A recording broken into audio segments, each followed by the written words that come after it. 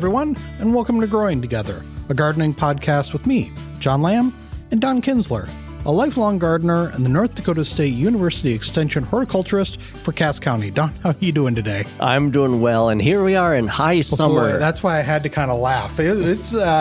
It's tough out there now. It's been hot, and now it's smoky. When we're recording this, it's the middle of July, and we've getting the forest fires the from up north. It's settling over the Red River Valley here, and actually much of Minnesota and into part of North Dakota.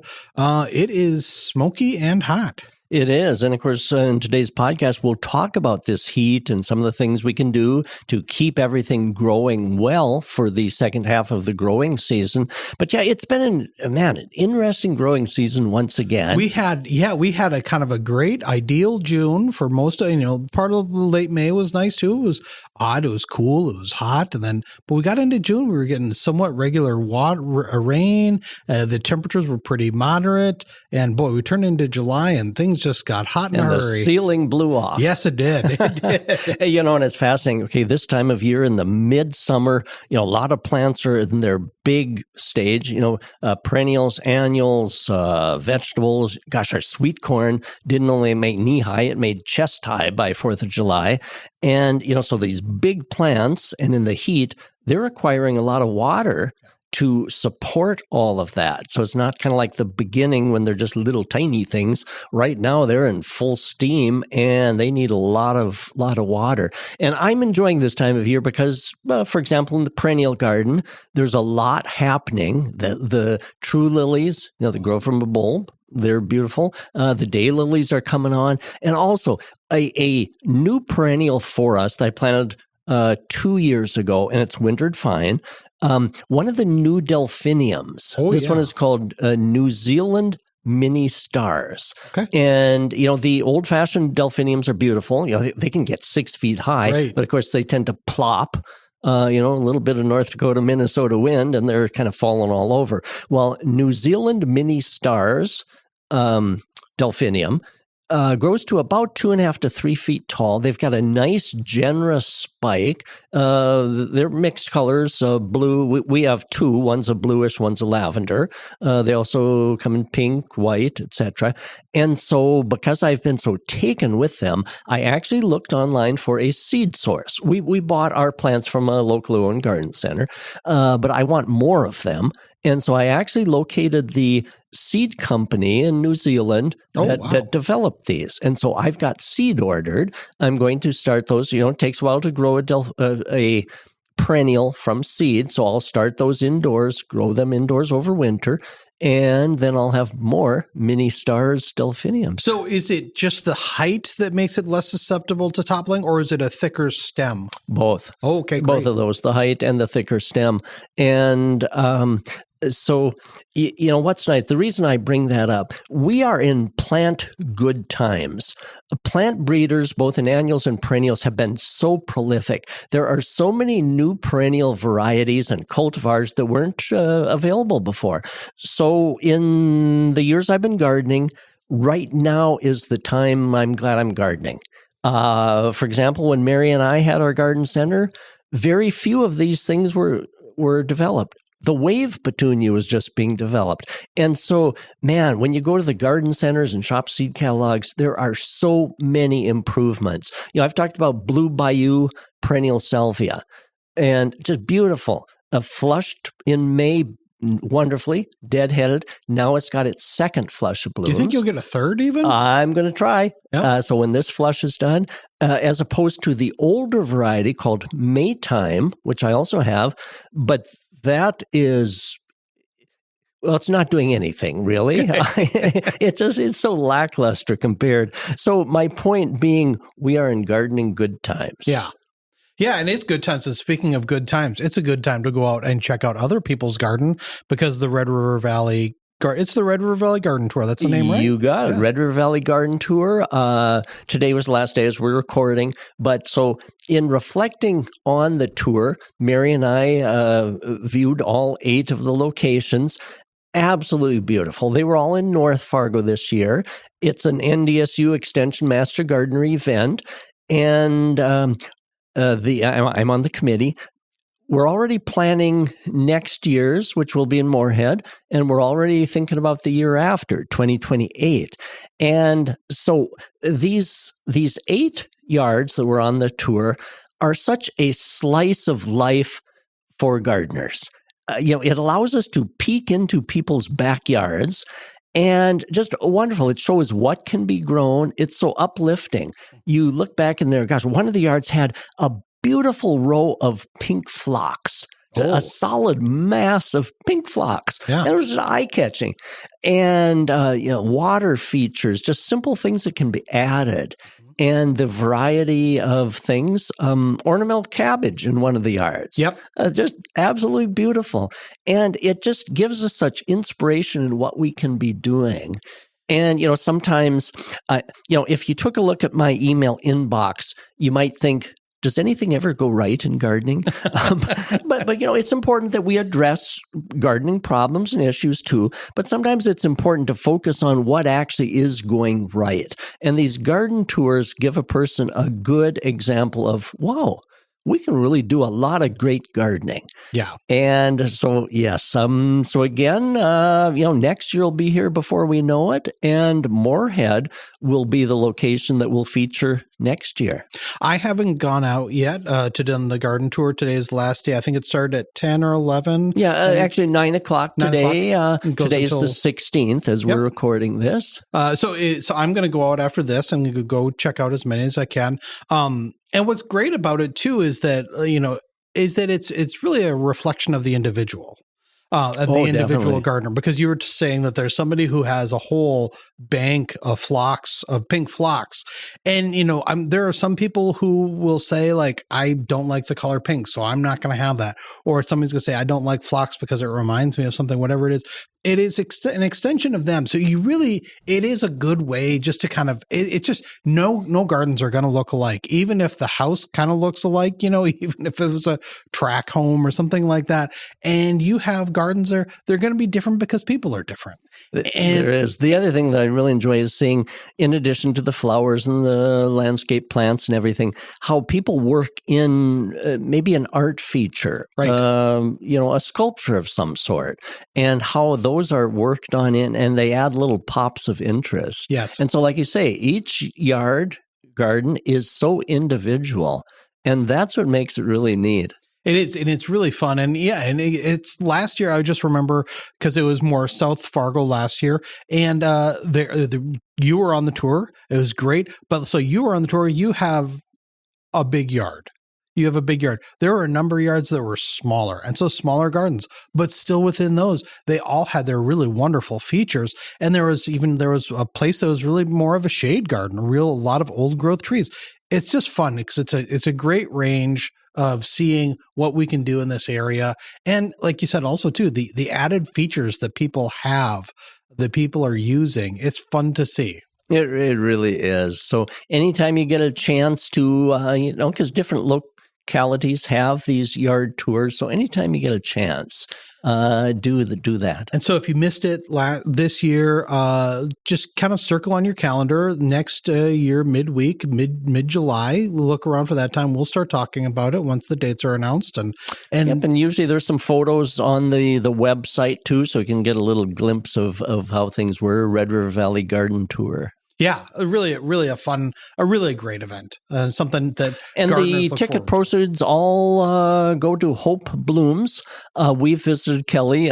We went to Hope Blooms, a wonderful nonprofit organization that takes bouquets of flowers, repurposes them, and takes them to everywhere from nursing homes to recovery centers to shelters to let people know they aren't forgotten. Yeah, it's really a great thing. So we've done podcasts with Kelly, and that's where this year's proceeds go to. Yeah, because every year it's a different organization that benefits from exactly. it. So it's a great cause. But today we are going to talk about the weather and how the weather is affecting gardening. But first of all, you've got a question from a listener. I do. Holly wrote in and said, "I hate to keep bothering you with all the issues I've sent you lately.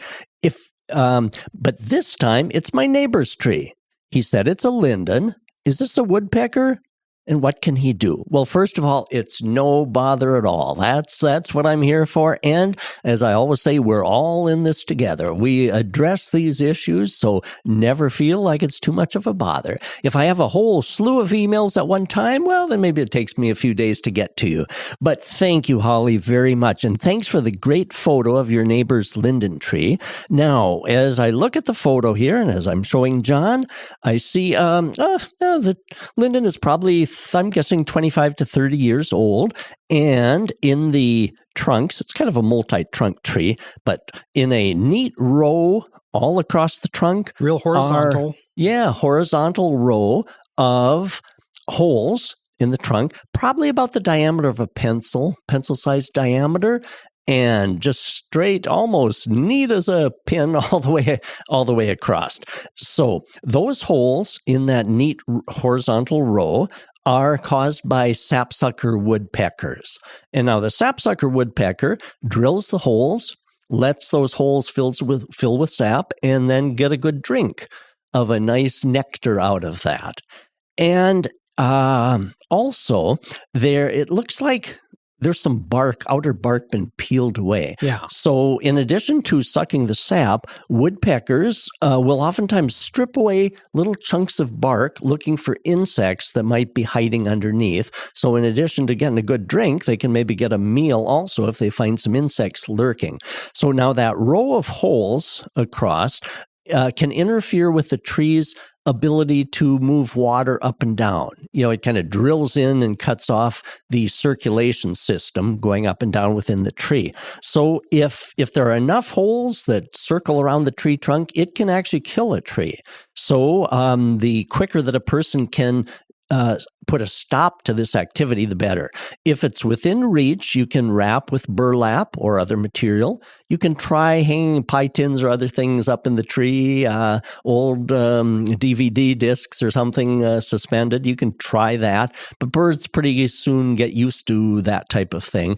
The best is to cover that area with burlap or something. Birds get discouraged easily and they'll move on. Or garden centers sell a product, sticky, called bird tanglefoot. And you smear that over the area of activity, and the birds don't want to land in that gooey stuff, so they'll move on. It's important not to try to fill those holes with something. The tree needs to heal those up itself, which can happen. And so we don't want to fill those little holes with any filler type material. Let the tree heal on its own, and hopefully that tree will be okay.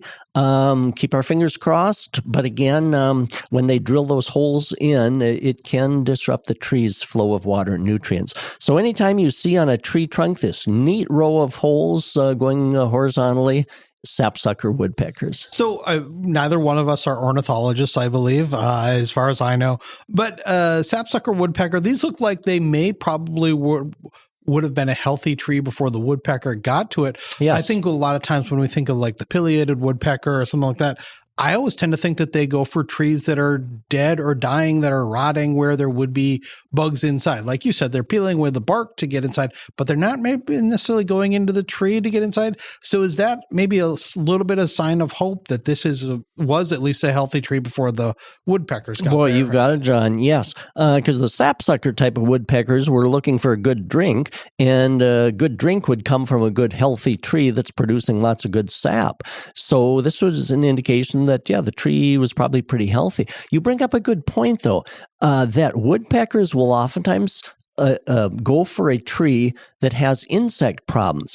One of the ways, the emerald ash borer, one of the ways that those trees are suspected of having the borers inside is they look for woodpecker activity, not drilling holes, but woodpecker activity that is stripping away big chunks of bark, because they're looking to try to get inside at that larvae that's inside there. And so one of the easiest ways to detect a suspect ash tree for emerald ash borer is by looking for woodpecker activity. The foresters call it blonding. You see, instead of the grayish bark, you see it stripped away, and it reveals kind of the blonde, whitish, tannish wood underneath. And so, so trees that are oftentimes under attack or something, then the woodpeckers will will go for those. So yeah, definitely. Interesting. Well, if people have questions for you about woodpeckers or just anything that's going on in their garden, negative, things that are going bad, or if they want to show something off, show off a success, what's the best way to reach you? Yes, and I appreciate Holly's concern about bothering me, but it's no bother. And so send me an email, donald.kinsler, KINZLER, @ndsu.edu. All right, let's take a quick little break, and when we come back, let's talk about how to garden in this hot weather.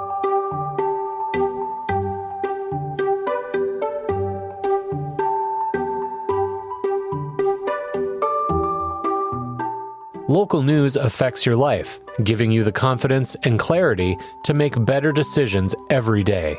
You can support that with a digital subscription. Visit inforum.com/subscribe to sign up today. All right, we're back, and this week we're talking about, well, with the recent heat, how that's affecting gardening and particularly watering. It got really hot, kind of really suddenly, and we haven't had a lot of moisture yet. So what are you noticing in your yard, and how are you going about things right now? How is this changing things for you? Well, it's an interesting lawn year. Okay, so if we start with the lawns, okay, in May in our yard in South Fargo, it was dry. So in May, our lawn was brown, looked like an August lawn when everything gets hot and dry. Okay, then we got some rain, so the grass greened up. Looked pretty good in June. And now in July in the heat, our grass is brown once again. We save the water for the vegetable garden and the perennials and the annuals. So our lawn is kind of semi-dormant again. But that's okay. That's what our bluegrass adapted lawns can do. They can hunker down, go dormant, and then come back out of that when the moisture and the coolness return again. But if we do opt to water our lawns, it's important to water less often, but deeper. The deeper watering helps the roots to go nice and down and deep and encourages a more healthy grass plant. So instead of frequent light sprinklings, 1 inch a week in one application is best. And my kids get a kick out of my high-tech rain gauge, which is a tuna can put out in the areas to collect. A tuna can is about 1 inch deep and straight-sided, so it catches quite accurately. And so 1 inch applied in one application, or if it's a sandier, lighter soil, maybe 2 applications. If we would get 1 inch of rain every 7 to 10 days, we wouldn't have to do much extra watering, except, of course, our pots and planters. And also in the middle of summer here, our lawns, which are under both heat stress and sometimes moisture stress, but even if you're watering your lawn, they're still under heat stress. Our grasses are cool season grasses, so just the heat alone puts them under stress. So they're very susceptible. Lawns this time of year could be burnt if you fertilize. Also, weed killers. Read the label, and weed killers are not to be applied above a certain temperature, which can easily burn. A weed killer, which normally wouldn't burn grass or harm grass above a certain temperature threshold, which might be in the 80s, can burn grass. We've seen a little bit of that this year. And also, in this humid weather, we're seeing more lawn diseases. This hot, humid weather, it's like a petri dish for fungi. So we're seeing some newer diseases. There's one called a Pythium, fungal type disease. An important thing, we can't do much about the heat and the humidity, but one thing we can do is not mowing our lawn when it's dewy.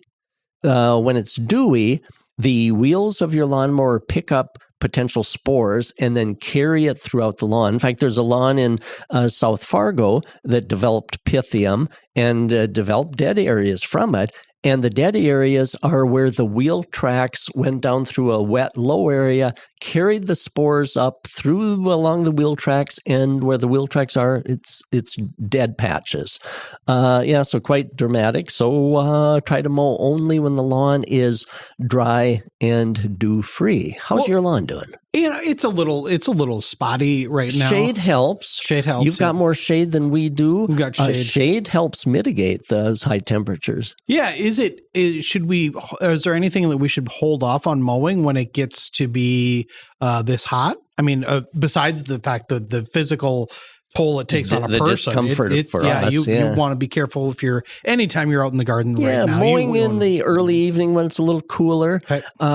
If you mow in the heat of the day, it's not probably going to kill the grass, but those cut surfaces on the grass blades, there's more transpiration up out of that cut surface when it's hot. So if a person had your preference, in morning after the dew is dried, or in early evening would probably be best. Okay. Also more comfortable for us. And this is really a time of the year too, because of you really want to pay attention to the height of your lawnmower. We preach this a lot, but especially now with this heat, you don't want to really go too low. Oh man, in this heat and the intense sun, if a person is mowing low, that is just going to fry that lawn. The 3.5 inches or so, which on our Walkmine mower is the highest height or second to the highest height, that helps shade the roots. The hot penetrating sun can't penetrate as deeply, and so it conserves moisture, shades the roots, and just overall is much healthier than a very closely. This time of year, our lawn unwatered doesn't require mowing much, and so we need to avoid the scheduled mow. If it doesn't need it. Because sometimes I know people think, well, gosh, it needs kind of a little neatening up, so they'll decrease the mowing height, so they're actually mowing something. Of course, that's adverse. Yeah. Is there anything? Is this? We talked about this. Isn't a good time to be fertilizing your yard or putting in weed preventer or anything like that, or spraying for weeds? How about for seeding? Seeding, we're a few weeks away. Maybe a month from the desired fall seeding time. So end of August, first part of September, maybe we're a month and a half away from that. But that's a great window of opportunity for seeding. But after the heat of the summer is generally past, and that's a wonderful window of opportunity. So look ahead, get your grass seed ready, but then wait until the end of August, first part of September. The reason that works so well is because at that time of year, the big mass of soil is nice and warm, and weeds are already thinking about not coming up so much because they kind of seem to sense that fall is coming. But the grass seed planted late August, early September really comes up nice. That's the number one time of year to plant grass seed and get it to establish. Second time, of course, is in May. Yeah. All right. Let's move into the perennial garden. And a lot of these things maybe are things that we've had for a couple of years, but even things that are established, are they susceptible to this heat now? Well, they are. The delphinium that I mentioned, some of the blossoms got a little kind of fried along the edges just from the intense heat. And so it's important to keep things hydrated. I like to water in the morning on perennials so that by the time the heat of the day comes, they are well hydrated. So if I have a chance, I try to go out in the morning before I head for work and try to get things hydrated. And the other thing too on the perennials, it's kind of fun to get inside the head of a perennial. A perennial meaning they're meant to live year after year after year. And so a perennial isn't just thinking about what's going on this year. They're already storing up energy for the following years. And so by keeping them well hydrated and in good shape this year, that's an investment into the years to come. If we let them get too stressed and kind of go downhill a little bit, then that will be reflected next year also. The growth and the bloom won't be as strong. Mulch. Perennials and mulch just go together like soup in a sandwich. Perennials, wasn't that an old Campbell soup, tomato commercial, soup in a sandwich? But anyway, the mulch it mitigates that hot the hot soil and keeps the moisture in, keeps the roots a little cooler, more moderate. And so whether it's leaves that you collected from last year and have put on for mulch, straw, I like shredded bark, shredded wood product, and mulch just seems to make those perennials thrive. Well, and it'll help hold in some water, right? Oh, definitely. They'll do that. Yeah, helps keep them more moist. Suppress the weeds, so they have the plants will have less competition there for that.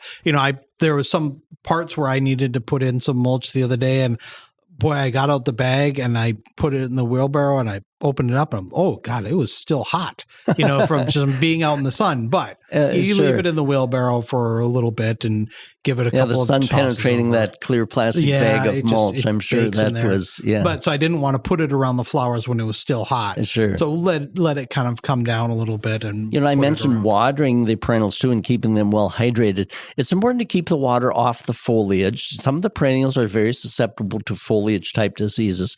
I have a difficult time growing phlox, but I'm going to overcome. I want nice phlox. I mentioned on the yard tour, saw this big mass planting of pinkish purple phlox. And I asked her, what do you do? And she said, oh, nothing. But for some reason, mine just gets foliage diseases. So I'm going to try, maybe my soil in that particular spot is too heavy. I'm going to work in peat moss. I'm going to try to do everything I can because I want some big, pretty, tall phlox, whether it's the white, the pink, the different ones. But mine tend to get the foliage diseases. Oh. And so I'm going to work. Maybe I need to apply a preventative fungicide as soon as they start growing in the spring. So I have that as a must-have. I've got to, and people that are listening that have beautiful phlox are probably thinking, my gosh, it's easy.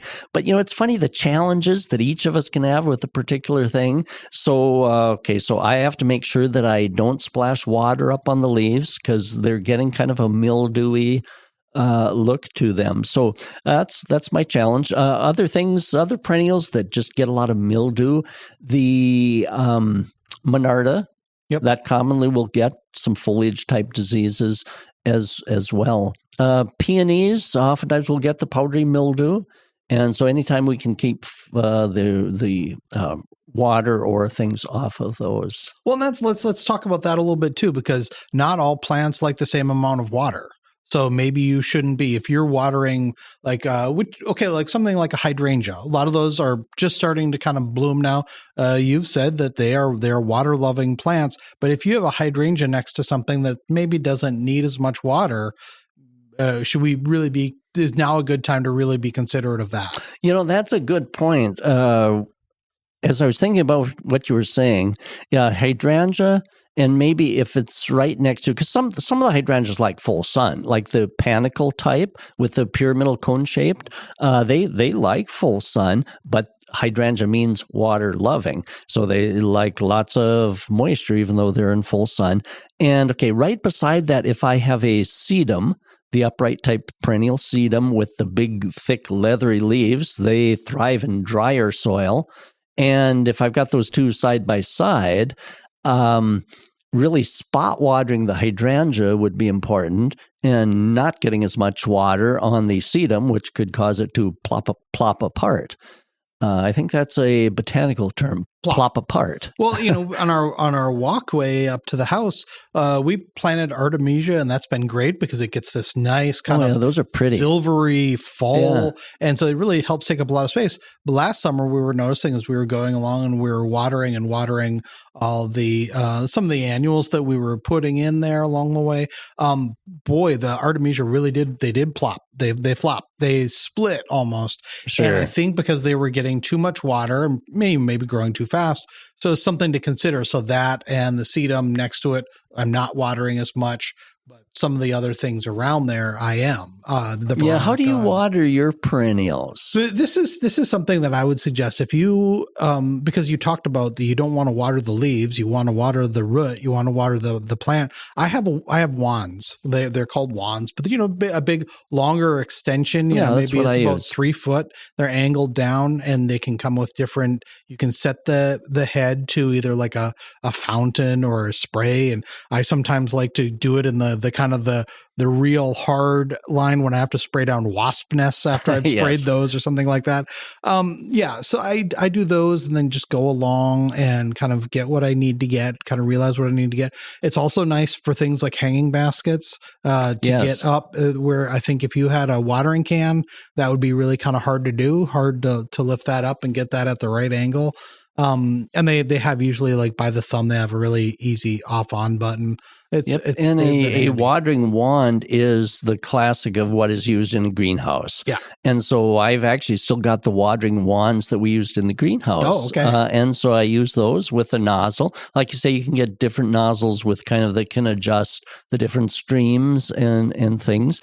And so, the watering wand, which gives you that reach of 3 feet or so, are perfect for getting down at the base of perennials and also reaching the hang baskets or reaching a window box. So that watering wand is really nice. And I love the 3 foot one that I've got. Yeah. And also if you've got a bigger bed, a little deeper bed and you want to get to something in the back, it's nice to have that reach. Without having to step in. Without having to step in and maybe stepping on something else, which is really nice. Yeah, so watering is really quite an art and a knack, isn't it? And so important. Well, and so one thing I'm wondering about too is that we can overwater. And how do you know before things go bad that you might be overwatering?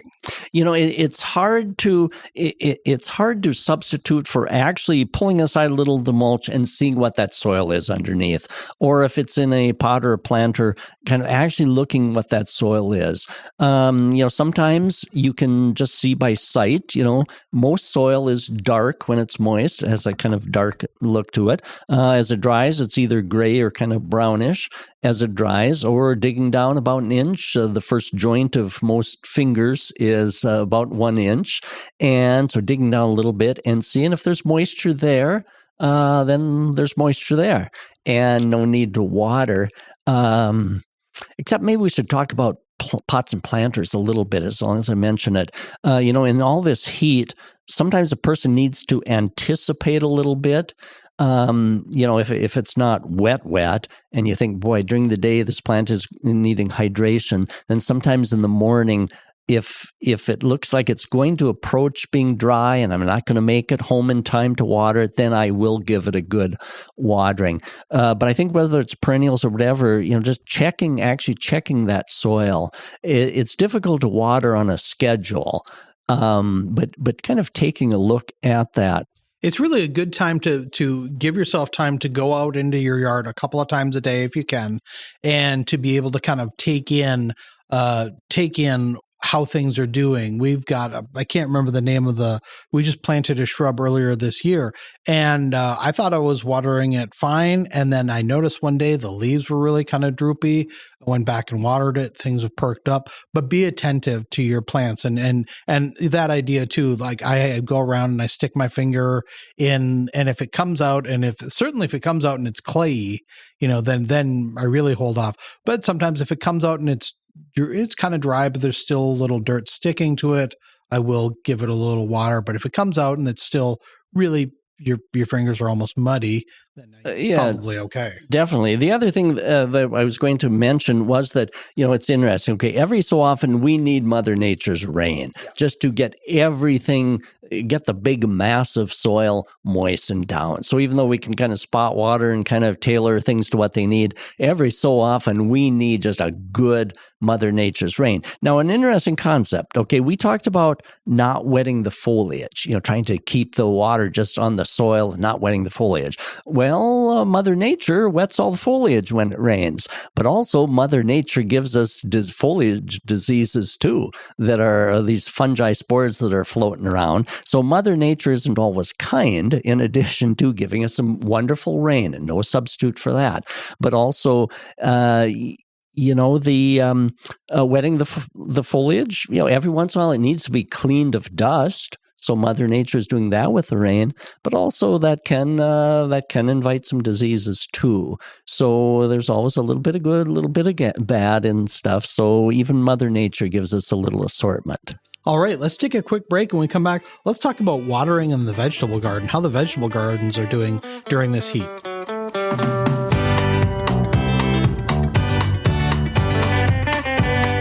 If you're loving this podcast, be sure to check out our full lineup.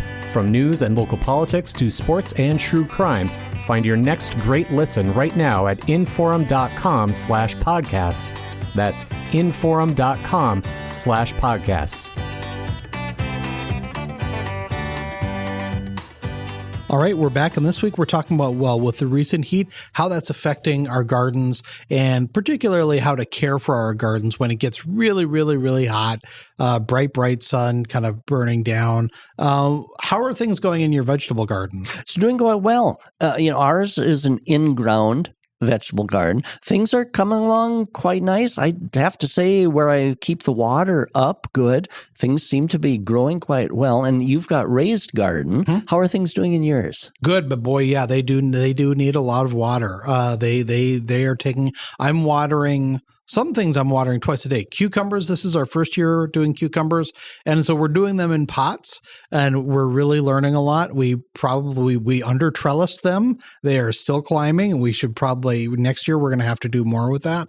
And the tomatoes have really shot up.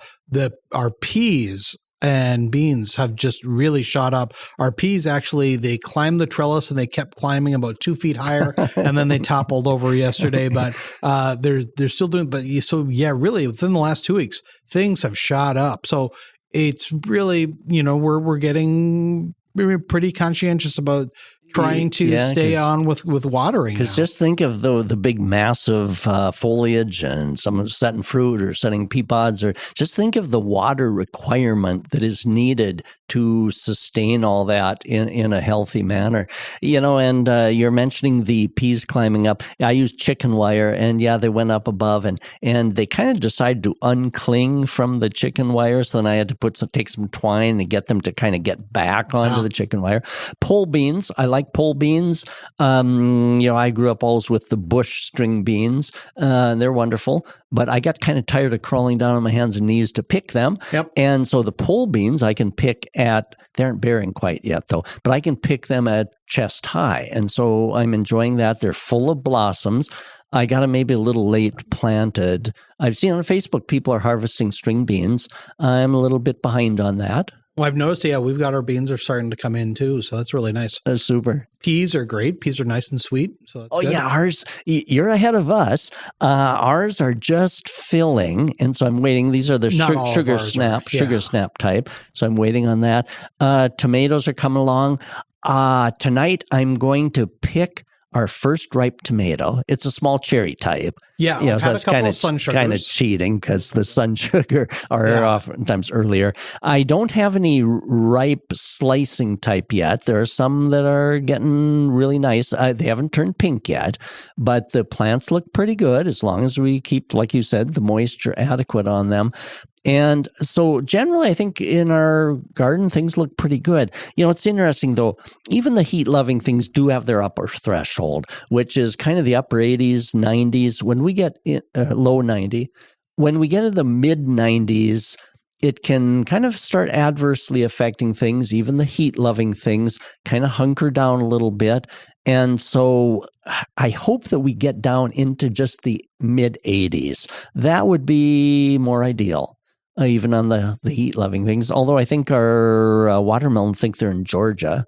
Okay. And so I think it's been pretty good. The humidity is such that we need to watch diseases. So another good case for, like on tomato plants, watering only the soil. And many gardeners will remove those couple of lower leaves that touch the soil. Those are oftentimes the ones where the soil organisms will splash up onto the leaves, get a disease disease going there, and then it moves from there on up to the next set of leaves. So many gardeners will remove that lower set of leaves and prevent that soil from being able to splash up. Because sometimes even if you try to water only the soil, there'll still be a little splashing of organisms, or if those leaves are touching the soil surface. Also, pollination. When we get mid-90s or so, it can affect the pollination of things like cucumbers, melons, squash, pumpkins. The bees, those heavily rely on bee pollination. And if it gets too hot, the bees, naturally, I don't think I'd want to be buzzing around between flowers either on a hot day. So the bees can look for shadier spots, and pollination isn't often as good when temperatures are that hot. Tomatoes and peppers are mostly wind-pollinated, so they don't depend on the little pollinating insects. But if the cucumbers and things fail to set fruit, then lack of bees can be an issue. But if we get back down to the 80s, then the bees should be more in the mood. The other thing that's interesting, too, the first flushes of blossoms on cucumbers, squash, pumpkins, melons, are often male blossoms. And that's just kind of the way that nature does it on those vine crops. And the way that you can tell the male blossom from a female blossom, for example, on pumpkins, a female blossom will have a little pumpkin to be down at the base of the petals. And when it gets pollinated from the male blossom, then that pumpkin continues to enlarge. Same with cucumber, squash, etc. And the male blossoms look identical to the female in color and all that, but they don't have that little pumpkin at the base of the petals. And the first flush is of blossoms is oftentimes just the male blossoms. So you'll get no cucumbers or pumpkins formed, but that's fine. The female blossoms will start being formed, and then you're in business. But a common question is, gosh, my cucumbers, all kinds of blossoms, no cucumbers forming. But take a look to see if you'll recognize the female blossoms on cucumbers, because you got a little cucumber to be down at the base of the petals. How about fertilizing this time of the year when it's really hot? Is that a danger? Is that, for something like tomatoes or, a lot of your vegetables, is it too late, or is it a good time to fertilize? Things in active growth are using nutrition. If we've fertilized well the first half of this season, they probably have enough fertility in the soil to keep going. Now, annual flowers, of course, pots and planters of annual flowers keep fertilizing those all the way through. And probably in containers, vegetable containers, raised gardens, probably continue to fertilize. In-ground gardens probably have enough fertility in that big soil mass, but especially in pots where you're watering, such as a potted tomato, where you're watering it, it easily leaches out the nutrients as you're watering more frequently, and so keeping up the fertility is probably good. So how often? Maybe every couple of weeks or so.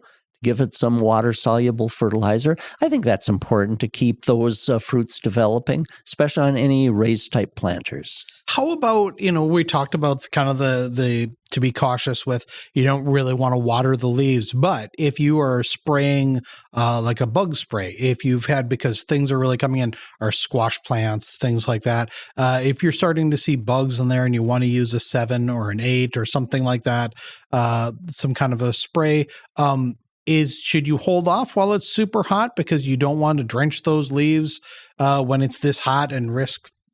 Because I could risk burning. Yep. So applying any necessary insecticide either early morning or in the evening would be preferred on that. And of course, a person's wetting the leaves again, so is that going to cause foliage diseases? But needing to treat for insects takes precedence over the other concerns that a person might have. For example, if a person has Colorado potato beetles, keeping foliage wet can bring in potato blight. But dealing with those insects takes precedence over the concern of getting the foliage wet.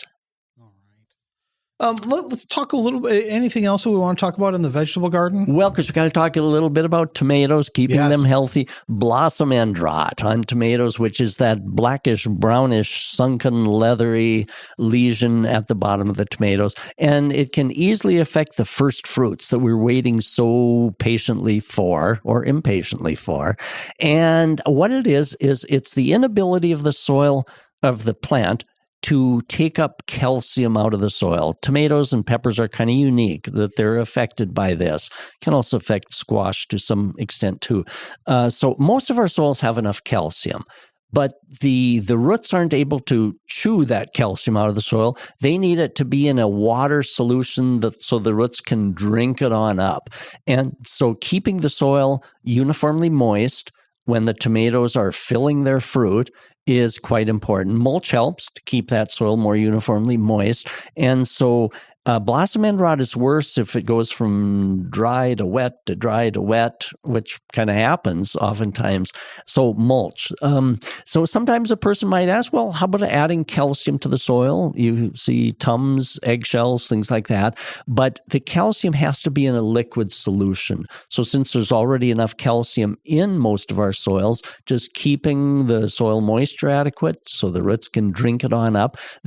Greenhouses, garden centers do sell calcium spray that is applied to the foliage and the developing fruit to kind of get that calcium directly to where it's needed. And jury's still out on those, but they can help. You have to follow the directions really carefully as to the exact timing of application for a foliage and fruit spray of calcium. But, those things are worth a try too.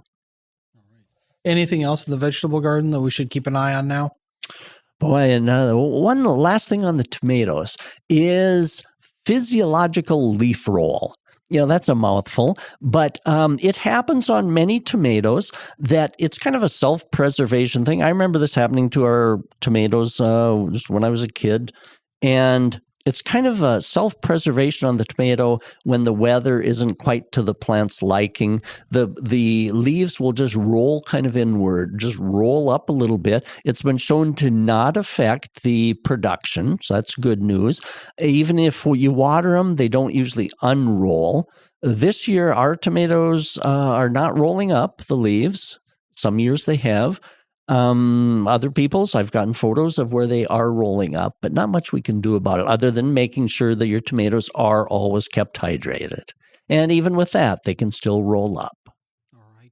One thing I kind of think about along with this is hanging baskets. Yes. Not necessarily if we've got vegetables in there, but hanging baskets, those are a little bit more susceptible to the heat too, right? Because they are exposed kind of on the bottom. I mean, you probably have them in a liner or something like that, but they're just kind of up there. Yeah, kind of a double whammy. Not only do we have to make sure that the moisture is adequate to support their needs, but also just the heat. That basket is right up there in the brunt of the heat. And of course, a lot of our plants don't like their root system that hot. And so sometimes a hang basket during the intense heat stretches, maybe take it down, set it in the shade somewhere, and then put it back up when temperatures moderate a little bit after the heat stretch is done. And of course, making sure that they don't wilt. Some of the wave-type petunias, if they're allowed to wilt severely once, they may recover pretty much, but oftentimes they don't recover totally. So making sure that especially the wave-type petunias are kept well hydrated. The other thing that I noticed, one of the locally owned garden centers did a video, and they mentioned on when you water wave petunias, either in hanging basket or in a big container, and wave petunias do so beautifully in containers, but they mentioned don't water, such as with your watering wand and nozzle, don't water right on top of that petunia grouping.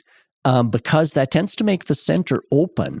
And I've noticed that too over the years. So instead, kind of lift up some of the petunia mass and water kind of from the edge so that you're, plus it lets you see kind of is the soil moist or in need. But rather than just sticking that watering wand and nozzle right up on top of that petunia and watering it. Water from the side, maybe even lift up a little of the petunia plant and get the nozzle in there. And I've noticed that too, and I got a kick out of that local garden center mentioning that. You don't see that mentioned too much, to not water your petunias from right on square in the middle of it, because it tends to open them up, because I'd noticed that too.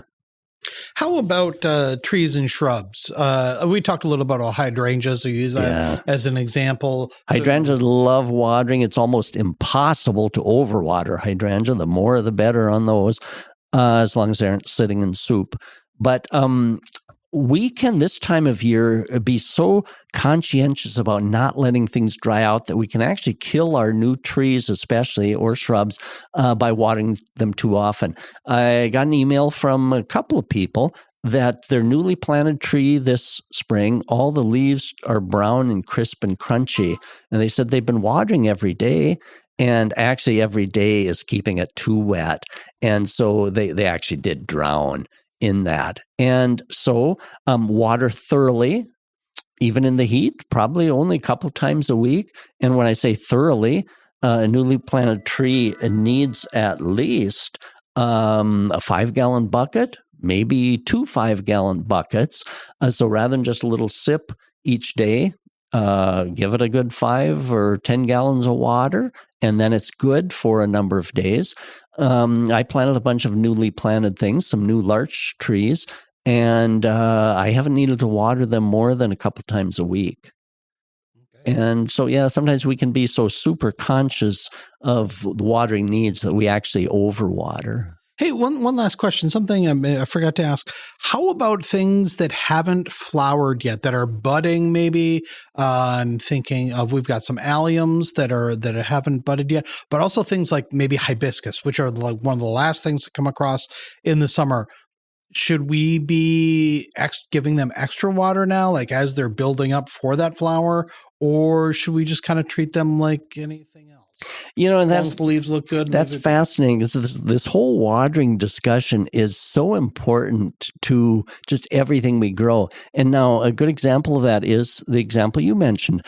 When perennials are setting buds, flower buds, that's a high water need for them, because if they start getting low on watering, the plant in a self-preservation mode will sometimes let those blossoms go. It's thinking about its own survival, and so it'll sometimes let those blossoms wilt.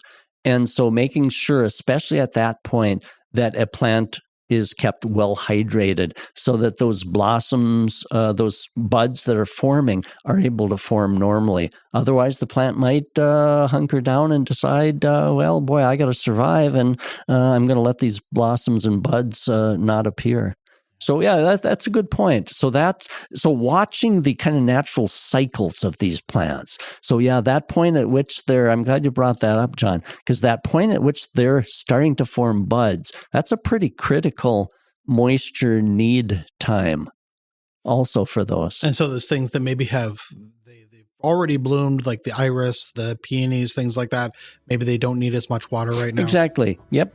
They're thinking about next year already, so they need their moisture. But definitely anything that is forming buds. I'm thinking about, let's see, some of the fall blooming things, the fall asters. They'll be thinking about forming flower buds here for September. And so, this will be a high water point of need for them.